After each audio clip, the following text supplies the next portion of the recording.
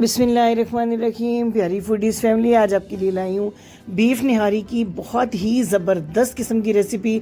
हमारे एक regular viewer हैं कनाडा से, अनवार ख़ान साहब, उनकी फरमाइश के ऊपर मखंडी हलवा के कमेंट्स में उन्होंने मुझसे बीफ निहारी की फरमाइश की थी। हमारे जो भी गेस्ट यूके से या बाहर से आते हैं, जो हमारे रिलेटिव्स हैं, तो वो पाकिस्तान आने के बाद दो फरमाइशें ज़रूर करते हैं, एक बीफ पाया और एक बीफ निहारी। तो उनकी फरमाइश पर ये निहारी मैं तैयार करती हूँ, जो कि पूरी फैमिली में बहुत पसंद की जाती है। और मेरा दावा है कि अगर ये वीडियो पूरी कंप्लीट आप वॉच करते हैं, इसके मसाले, इसके पकाने के प्रोसेस, गोश्त की क्वालिटी से लेके हर चीज़ का ख्याल रखते हैं, तो ऐसी ज़बरदस्त आपकी निहारी तैयार होगी कि कोई जज ही नहीं कर पाएगा कि इसको आपने किसी बड़े फूड पॉइंट से मंगवाया है या घर में तैयार किया है। बहुत ही मज़ेदार ये निहारी तैयार होती है। चिकन में भी इसको बनाया जाता है, मटन में भी बनाया जाता है, सेम प्रोसेस है, लेकिन बीफ की निहारी जो है वो बहुत ही टेस्टी होती है और सबसे ज़्यादा पसंद की जाती है। ख़ास तौर पर बड़ी ईद पर तो ये फरमाइश पर ज़रूर ही तैयार की जाती है। और इसमें मैं बहुत ज़्यादा ऑयल घी का इस्तेमाल किए बग़ैर आपको बताऊंगी कि किस तरीके से कम घी इस्तेमाल करते हुए आप बेहतरीन निहारी जो है वो घर में तैयार कर सकते हैं। तो पूरी वीडियो को ज़रूर देखिएगा। सबसे पहले गोश्त की तरफ चलते हैं। 1 किलो बीफ के पार्चे लिए हैं और आधा किलो ये नली की जो हड्डियाँ होती हैं, मगज़ वाली हड्डियाँ, ये मैंने ली हैं। बीफ के पार्चे आप देख सकते हैं बड़े बड़े मैंने बनवाए हैं निहारी में। इसी तरह चर्बी वाले जो बड़े पीसेस हैं बीफ के, वो यूज़ किया जाता है। आप अपने बुचर से कह सकते हैं कि वो आपको निहारी वाले पार्चे बना के दे, थाई का या शिन का जो गोश्त होता है वो दे। साथ में ये आधा किलो हड्डियाँ हैं, इनका हम अलहदा से सूप तैयार करेंगे और उसकी रीज़न भी मैं आपको बताऊँगी। इसमें से जो मगज़ निकलता है या गूदा जिसको मिक कहते हैं पंजाबी ज़ुबान में, वो बहुत ज़रूरी है फ्लेवर के लिए। ये देखें, ये जो जेलेटिन होता है ना हड्डियों का, इससे स्पेशल सूप के अंदर फ्लेवर आता है और जो आपको ख़ास रेस्टोरेंट का फ्लेवर मिलता है वो इसकी बदौलत होता है। तो मैं आपको बताती हूँ कि किस प्रोसेस के तहत हमने इसको तैयार करना है। अच्छे तरीके से धो के तैयार कर लिया है। पहले कुकर में सूप तैयार करते हैं। प्रेशर कुकर में बना रही हूँ टाइम सेविंग के लिए। हड्डियाँ डाल के 2 बड़ी इलायचियाँ डाली हैं, 2 तेज़पात और लहसुन की आधी गट्ठी बग़ैर छीले इस तरीके से तोड़ के आप इसके अंदर डालें। 1.5 लीटर आपने इसमें पानी डालना है, तकरीबन 6 से 7 ग्लास, और सिर्फ 20 मिनट इसको प्रेशर कुक करना है, क्योंकि बाद में हमने इसको गोश्त के पाँचों के साथ भी हड्डियों को बनाना है। तो 20 मिनट काफ़ी है अच्छा सा सूप बनाने के लिए। 20 मिनट के अंदर बहुत फ्लेवरफुल, बड़ा मज़ेदार इसका सूप निकल आएगा। और जब हम बाद में हमें पानी की ज़रूरत होती है, पानी की जगह हम इसकी यखनी डालेंगे और फिर आप देखेंगे कि किस किस्म की आपकी निहारी तैयार होती है। जब तक यखनी तैयार हो रही है, हम मसाला तैयार करते हैं। 2 टेबलस्पून सौंफ, 2 टेबलस्पून खुश्क धनिया पाउडर मैंने ले लिया है। 10 से 12 ये लौंग है, लौंग इसमें थोड़े ज़्यादा यूज़ होंगे। 2 तेज़पात हैं। बारीक वाला काला ज़ीरा 1 टीस्पून आपने ले लेना है। इसके साथ मेरे पास मौजूद है दारचीनी की 2 स्टिक्स बड़ी वाली मैंने ले ली हैं। बड़ी इलायची 4 से 5 अदद, बादियान के 2 फूल आपने ले लेने हैं। जावित्री का 1 टुकड़ा है। जायफल आधा टुकड़ा, क्योंकि जायफल का टेस्ट बहुत तेज़ होता है। आधा टुकड़ा जायफल का मैंने ले लिया हुआ है। साथ में बहुत इंपॉर्टेंट तरीन चीज़ फ्लेवर के लिए पीपली, या जो लंबी वाली काली मिर्च होती है, फिलफिल दराज भी इसको बोलते हैं, किसी भी पंसारी से आपको मिल जाएगी। जो रेस्टोरेंट वाला 100% फ्लेवर है, पीपली के बगैर नहीं आ सकता। ये 3 टुकड़े मैंने पीपली के ले लिए हैं। बादियान के पहले मैंने आपको बताया था 2 फूल हैं। अजवाइन 1/2 टीस्पून अजवाइन भी बहुत ज़रूरी है इसके अंदर ऐड करना। साथ में मैंने ये बड़ी इलायचियाँ पहले भी आपको बताई, छोटी इलायची भी 5 से 6 मैंने लिए, और आम सादा सफ़ेद ज़ीरा 2, पहले काला ज़ीरा लिया था 1 टीस्पून, 2 टेबलस्पून सफ़ेद ज़ीरा और 1 टेबलस्पून काली मिर्च है साबुत। इन तमाम मसालों को, ये तमाम मसाले आपने देख लिए, इन तमाम मसालों को आपने ड्राई रोस्ट करना है पैन में और इनको पीसना है। लेकिन एक इम्पॉर्टेंट चीज़, सौंठ या खुश्क अदरक, वो मेरे पास अवेलेबल नहीं थी, उसकी जगह मैं अदरक पाउडर डाल रही हूँ। बिल्कुल 100% वही टेस्ट है जो आम पैकेजिंग में आपको अदरक पाउडर मिलता है, वो 1 टीस्पून भर के इसमें हम ऐड करेंगे पीसने के बाद। ये देखिए, मैं इनको ड्राई रोस्ट कर रही हूँ। बड़ी अच्छी खुशबू आएगी 1 से 1.5 मिनट तक।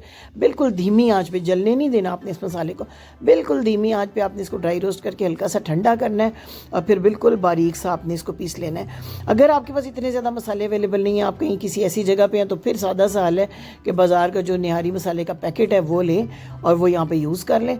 लेकिन जाहिर है कि मैं तो रेसिपी में आपको असल मसाले बताती हूँ, घर के मसाले। अब ये पिस चुका है, तो इसमें कश्मीरी लाल मिर्च कलर के लिए भर के 1 टीस्पून डालनी है आपने। इसका फ्लेवर कुछ भी नहीं होता, लेकिन कलर बहुत अच्छा होता है। फिर रेगुलर जो सुर्ख मिर्च का पाउडर है वो भर के 1 टीस्पून। वो ऐड करना है। आधा टीस्पून हल्दी ऐड करनी है और 1 टीस्पून भर के नमक। नमक हम बाद में भी एडजस्ट कर सकते हैं, तो 1 टीस्पून से ज़्यादा आपने इस टाइम पे नहीं डालना है इसके अंदर। अब इन तमाम मसालों को हम आपस में अच्छे तरीके से मिक्स कर लेते हैं। बड़ा शानदार ये निहारी मसाला तैयार है। ये मैंने आपको 1.5 किलो, 1 किलो बीफ, आधा किलो हड्डियों का फार्मूला दिया है। अगर आप इससे ज़्यादा बनाना चाहते हैं तो इसी हिसाब से आप रेशो मसालों की बढ़ा सकते हैं। इसको तैयार करके आप 6 माह के लिए भी एयर टाइट कंटेनर में रखेंगे तो ये मसाला ख़राब नहीं होगा अगर आपने ड्राई रोस्ट किया हुआ है। दूसरी तरफ पैन में हमने 6 टेबलस्पून ले लिया सादा आटा, जो हम आम गंदम का आटा घर में खाते हैं। 2 टेबलस्पून बेसन, 2 टेबलस्पून मैदा। इन तीनों को भी हमने पैन में हल्की आंच पे 1 से 1.5 मिनट ड्राई रोस्ट करना है। जलने बिल्कुल नहीं देना, बिल्कुल हल्की आंच के ऊपर ड्राई रोस्ट करना है। ड्राई रोस्ट करने से होता ही है कि इसका पकाने का टाइम बड़ा कम हो जाता है। अगर कच्चा आटा आप घोल के डालते हैं तो वो तकरीबन आपको 30 से 35 मिनट ज़रूर पकाना पड़ता है, लेकिन इस तरह जब आप ड्राई रोस्ट करके इसको पानी में घोल लेते हैं तो सिर्फ 10 मिनट पकाने में जो है वो आपका रेडी हो जाता है खाने के लिए। तो वैसे भी फ्लेवर जो है ना बहुत अच्छा आ जाता है भुनने के बाद। बेसन का भी मैदे से हल्की सी लचक आती है, लेस सी आती है निहारी में और चमक आती है। तो ये तीनों चीज़ें मैं ऐड कर रही हूँ। कुछ लोग सिर्फ आटा यूज़ करते हैं, कुछ सिर्फ बेसन यूज़ करते हैं, लेकिन आप तीनों का कम्बिनेशन डालेंगे तो बहुत अच्छा बनेंगे। ये देखिए सूप तैयार हो गया है। अब इसमें से हड्डियाँ मैं अलग कर लूँगी और ये सारा सूप जो है हड्डियों का, इसको मैं छान के साइड पे कर लूँगी। लहसुन वगैरह हर चीज़ इसमें से हम अलग कर लेंगे और जो मिक्स या गुद्दा है वो भी हम निकाल लेंगे, एक साइड पे कर लेंगे इसमें से हड्डियों में से, और उसको बाद में यूज़ करेंगे। घी में मैं बना रही हूँ और आप ये देख सकते हैं मैंने इसके अंदर सिर्फ जो है आधे कप से थोड़ा सा ज़्यादा घी डाला।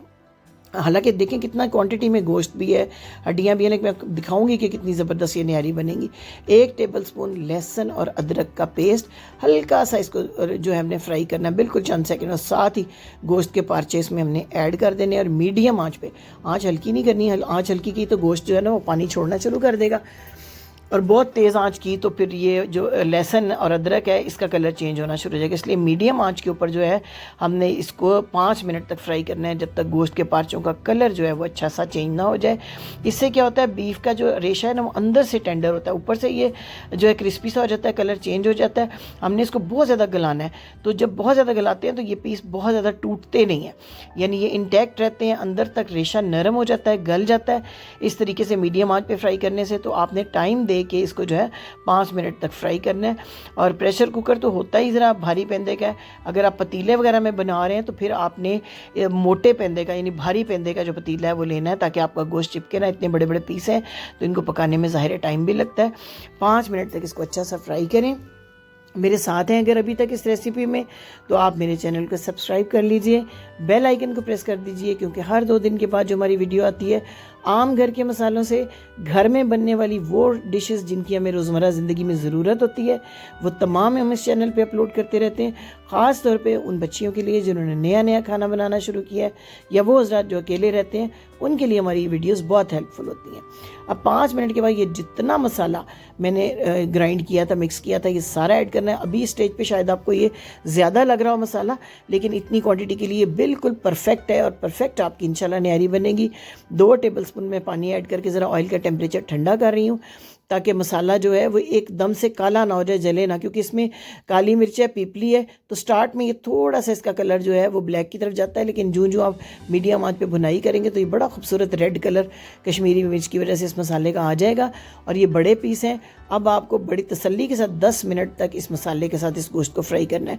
टाइम में आपने कंजूसी नहीं करनी, क्योंकि बड़े बड़े पीसेज हैं, इनमें मसाले का फ्लेवर जाने में थोड़ा टाइम लगता है। तो 10 मिनट तक पूरे आपने इस तरीके से, और आपने कोशिश करनी है कि आपको पानी ना लगाना पड़े, लेकिन जहाँ आपको लगे कि आपका मसाला चिपक रहा है या इसका कलर चेंज हो रहा है, तो फिर आपने ज़रूर इसमें 1 से 2 टेबलस्पून साथ साथ पानी डालते जाना है और इसको हल्की हल्की भुनाई करते जाना है। टाइम देख के 10 से 12 मिनट तक। अगर आप इसको पतीले में बना रहे हैं, कुकर की बजाय ज़्यादा टाइम दे के बना रहे हैं, तो उसका टाइम डिफरेंट होगा। गलाने का, बुनाई का टाइम तो एक जैसा ही रहेगा, लेकिन गलाने का चूँकि वक्त की भी ज़ाहिर है कि कमी होती है सबके पास, तो मैं इसको कुकर में तैयार करती हूँ, और कुकर में भी बिल्कुल 100% वही फ्लेवर मिलता है। ये देखें जो जो बुनाई हो रही है ना, तो ये मसाला जैसे फूल रहा है, तो इससे पता चलता है कि ये मसाला इतनी ज़बरदस्त इसकी खुशबू होती है। ये जो घर का मसाला आप तैयार करते हैं ना, जो जो इंग्रेडिएंट्स मैंने आपको बताए हैं, अगर ये आपको आसानी से मिल जाए, इनमें से सिर्फ सौंठ और पीपली का मिलने में मुश्किल, बाकी तो कोई भी मसाला मुश्किल नहीं है। लेकिन आमतौर पर बाहर के मुल्कों में भी जो एशियन स्टोर्स होते हैं, वहाँ से ये मसाले मिल जाते हैं, या पाकिस्तान से भी मंगवा सकते हैं।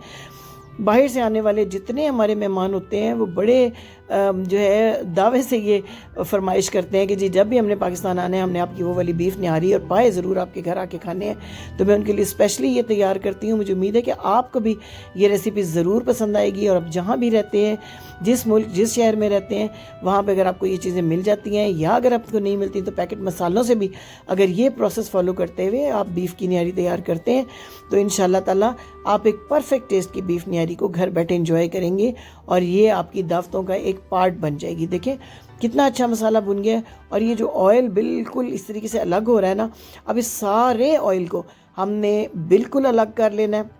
लेकिन उससे पहले जो हड्डियाँ हमने सूप से निकाली थी उनकी फ्राइंग बहुत ज़रूरी है। ये देखिए हड्डियाँ डाल के 2 मिनट के लिए, ताकि इनमें भी जो है ना मसाले का फ्लेवर आ जाए। बाद में हमने इन हड्डियों को जो है वो अलग कर लेना है सारे इस जो है निहारी में से। सिर्फ हमें इनका फ्लेवर, इनका गूदा जो जेलेटिन इन हड्डियों के साथ है, चर्बी सी, वो हमें चाहिए। वो अब जब हम इस गोश्त को अच्छी तरह गलाएंगे तो वो बिल्कुल इन हड्डियों से अलग होकर मिक्स हो जाएगी। तो फिर हम खाली हड्डियों को जो है वो अलग कर लेंगे। सूप में इनका फ्लेवर भी आ चुका हुआ है, वो सूप भी हमने ऐड कर देना है। तो हमको एज इट इज़ जो है हड्डियाँ बीच में ऐड करने की ज़रूरत नहीं रहेगी। अब 2 मिनट तक ये देखिए मैं इनको अच्छा सा फ्राई कर रही हूँ ताकि हड्डियाँ जो हैं, जो हड्डियों के साथ जेलेटिन है वो भी थोड़ा सा भुन जाए। किसी किस्म की महक, किसी किस्म की हमक जो है वो इसके अंदर ना रहे। इससे पहले मैंने आपको कमर्शियल चिकन निहारी की भी रेसिपी दी थी, वो भी आपने बहुत पसंद की थी। तो मुझे पूरी उम्मीद है कि ये रेसिपी भी ज़रूर पसंद आएगी। ये देखें अब इस तरीके से आपने पूरे का पूरा जो ये रोगन है, तरी है, घी है, जो भी आप इसको कहते हैं, वो सारा आपने निकाल के एक साइड पे अलग कर लेना है।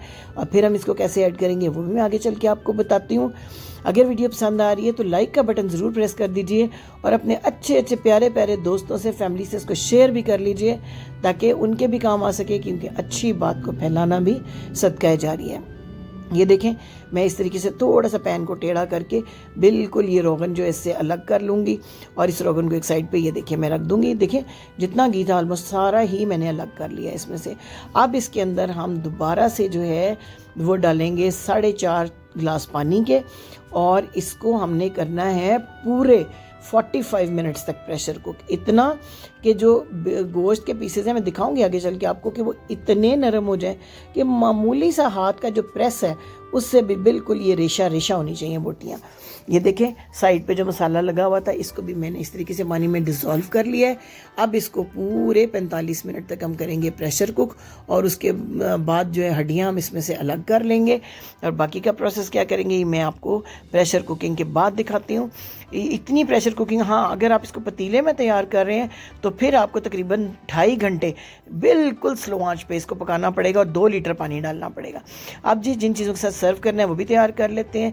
जूलियन कटी हुई अदरक, लेमन और हरी मिर्ची, ये 3 चीज़ें इसके साथ सर्व की जाती हैं। अब तकरीबन हो गए हैं 45 से 50 मिनट। ये देखें मैं आपको दिखाती हूँ कि कितनी ज़बरदस्त जो है हमारे ये बीफ के पीसेस, कितने बड़े बड़े पीसेस थे लेकिन ये कितने अच्छे गल चुके हुए हैं। और इसके साथ जो हड्डियों का जेलेटिन है वो भी बिल्कुल अलग हो चुका हुआ है। हड्डियाँ बिल्कुल ये देखें रूखी सी हो गई हैं। अब इन हड्डियों को हम इस तरीके से अलग कर लेंगे बीच में से। सबसे पहले मैं आपको जो है ना गोश्त का पीस चेक करवाती हूँ कि वो कितना सॉफ्ट हो चुका हुआ है। ये बहुत ज़रूरी है। जो हम बाज़ार से भी लाते हैं बीफ निहारी, ये देखें कैसे इसका एक एक रेशा ऐसे मामूली प्रेस के साथ इसी तरीके से ये जो है गोश्त के पीसेस टूटने चाहिए। रेस्टोरेंट्स के ऊपर तो जो है वो इन बीफ के पीसेस को अलग रख लिया जाता है, रोगन अलग होता है, ग्रेवी अलग होती है, उसको मिक्स करके प्लेट बनाई जाती है। घर में जिस तरीके से करना है वो मैं आपको प्रोसेस दिखा रही हूँ। इस तरीके से इसको जो है वो आपने मिक्स करना है। मुझे उम्मीद है कि रेसिपी आपको ज़रूर पसंद आ रही होगी। तो एक दफ़ा फिर रिक्वेस्ट करूँगी कि चैनल को सब्सक्राइब करना और बेल आइकन को प्रेस करना आपने नहीं भूलना। अब जनाब इस स्टेज के ऊपर हम क्या करेंगे, जितनी हड्डियों की यखनी हमने रखी थी वो सारी ऐड कर देंगे। अभी इसने थोड़ा सा खुश्क भी होना है। अगर आपको ये लगे कि आपकी यखनी कम है, जितनी ग्रेवी आपको ज़रूरत है, तो आप 1 से 2 गिलास पानी भी इसके अंदर यहाँ पर ऐड कर सकते हैं। अब इसका एक बॉयल आने का इंतज़ार करेंगे। जो आटा, मैदा और बेसन वो हमने भून के रखा था उसको पानी डाल के गाढ़ा गाढ़ा उसका पेस्ट बना लेंगे। ये देखें आप हड्डियों का जो गुदा है, जेलेटिन है, मिक, मगज़, वो सारा इसके अंदर निकल आया और ये ऐसा ज़बरदस्त आपकी निहारी को टेस्ट देगा कि खाने वाले अश कर उठेंगे और हर बंदा ये पूछेगा कि आपने ये रेसिपी ली कहाँ से। ये देखिए ये मैंने आटा मैदा बेसन को घोल लिया। एकदम आपने नहीं डालना, थोड़ा थोड़ा करके डालते जाएं, इसको आराम आराम से मिक्स करते जाएं। मिक्स ज़रूर करना है ताकि इसकी गुठलियाँ किसी जगह पे ना बने। इसको घोलने के बाद एक दफ़ा किसी जाली से छान भी लें ताकि अगर कोई गुठलियाँ हों तो वो ऑलरेडी निकल जाएं इसमें से। ये देखिए अभी मैंने थोड़ा सा ऐड किया है, इसी तरीके से मैं थोड़ा और ऐड करूँगी। अगर सारा ऐड करने के बाद भी आपको ये लगे कि कंसिस्टेंसी उतनी गाढ़ी नहीं है जितनी आपको ज़रूरत है, तो आप थोड़ा सा आटा मज़ीद भून के उसको जो है वो मिक्स कर लें और ऐड कर दें। ऐड करने के बाद आपने सिर्फ 10 से 12 मिनट इसको मज़ीद पकाना है। मज़ीद इसके अंदर कोई गरम मसाला या कोई चीज़ें ऐड नहीं होनी है, लेकिन क्या चीज़ ऐड करनी है जिससे कि इसकी लुक जो है वो परफेक्ट हो जाए। पहले तो चम्मच चलाते हुए वक्फे से चम्मच चलाएं। 10 से 12 मिनट आपने इसको बहुत अच्छे से पका लेना है। जो रहा सा आटा था वो भी मैंने इसके अंदर डाल दिया और ये देखें कितनी क्रीमी ज़बरदस्त शाइनी सी इसकी ग्रेवी तैयार हो रही है। मैं इसको बहुत ज़्यादा थिक नहीं रखूँगी क्योंकि जब ये ठंडी होती है तो मज़ीद थोड़ी सी थिक होना शुरू हो जाती है फ्लेम ऑफ करने के बाद। तो एक हद तक ही आपने इसको करना है। ये देखें कितनी ज़बरदस्त इसकी कंसिस्टेंसी आ रही है। कंसिस्टेंसी जो है वो आप अपनी चॉइस के मुताबिक एडजस्ट कर सकते हैं। अब जी इस तरीके से ये जितना रोगन हमने निकाला था आधा मैं इसके अंदर ऐड कर रही हूँ और आधा मैं रख रही हूँ ताकि जब मैं डोंगों में इसको डालूंगी सर्व करने के लिए तो उसके ऊपर मैं इसको डालूंगी। इसी तरीके से आपने देखें इतना कम रोगन, कोई मुझे तड़का तैयार नहीं करना पड़ा अलहदा से निहारी का या अलहदा से, क्योंकि उससे फिर घी या ऑयल का कंटेंट बहुत ज़्यादा बढ़ जाता है आपकी निहारी के अंदर। तो मैंने रोगन जो है हाफ़ इसके अंदर ऐड कर दिया और हाफ़ अलहदा रख लिया। जब मैं इसको आपको सर्व करके दिखाऊंगी तो मैं आपको दिखाऊंगी कि किस तरीके से हमने बाकी का रोगन भी ऐड करना है। देखिए कितनी ज़बरदस्त कंसिस्टेंसी के साथ बेहतरीन किस्म की आपकी निहारी जो है वो सर्विंग के लिए रेडी हो चुकी है। स्पेशल ताफ्तान के साथ हमारे यहाँ पंजाब में तो इसको खाया जाता है, या जो बड़ी कड़क किस्म की खमीरी रोटियाँ होती हैं उनके साथ इसको तैयार किया जाता है। एक एक रेशा जो है गोश्त का उसको बिल्कुल इस तरीके से सॉफ्ट होना चाहिए, इस तरीके से क्रीमी होना चाहिए, तो ही आपकी जो निहारी है वो परफेक्ट रेस्टोरेंट स्टाइल बनेगी। इससे पहले जो मैंने आपको दी थी बीफ निहारी की रेसिपी, उस पर भी बहुत अच्छे व्यूज़ आए थे, आपने बहुत पसंद किया था। लेकिन इसके बाद आपकी स्पेशल फरमाइश पर मैंने इस बीफ निहारी की रेसिपी को रेडी किया है। अब मैं आपको सर्व करके भी दिखाती हूँ रेस्टोरेंट्स में भी इस तरीके से पीस। ये देखें किस तरह मलाई की तरह ये पीस गला हुआ है। इसके बाद ग्रेवी ऐड करते हैं। ग्रेवी ऐड करने के बाद हम इसके ऊपर थोड़ा रोगन ऐड करेंगे। इसी तरह स्टील की प्लेटों में या मिट्टी की प्लेटों में बड़े बड़े फूड पॉइंट्स के ऊपर जो बीफ निहारी है उसको सर्व किया जाता है। और ऐसे ये जी इसकी शान, इसका रोगन जो हमने बचा के रखा हुआ था वो थोड़ा सा आपने ऐड करना है। अब इसके बाद आप इस पर जूलियन कटी हुई अदरक डालें, हरी मिर्चें डालें, लेमन डालें और चटपटी टेस्टी मज़ेदार किस्म की बीफ निहारी नाश्ते में बनाएं, दोपहर के खाने में बनाएं, ईद के मौक़ों पे बनाएं, अपने मेहमानों को खिलाएं। ये देखें किस तरीके से ज़बरदस्त, यकीनन आपके मुंह में पानी आ रहा होगा। तो एक लाइक तो हमारा हक बनता है और आपने कमेंट भी ज़रूर करना है कि आपको बीफ निहारी की ये रेसिपी कैसी लगी और आपने इसको कितना एंजॉय किया। और अगर इस ज़मन में आपका कोई सवाल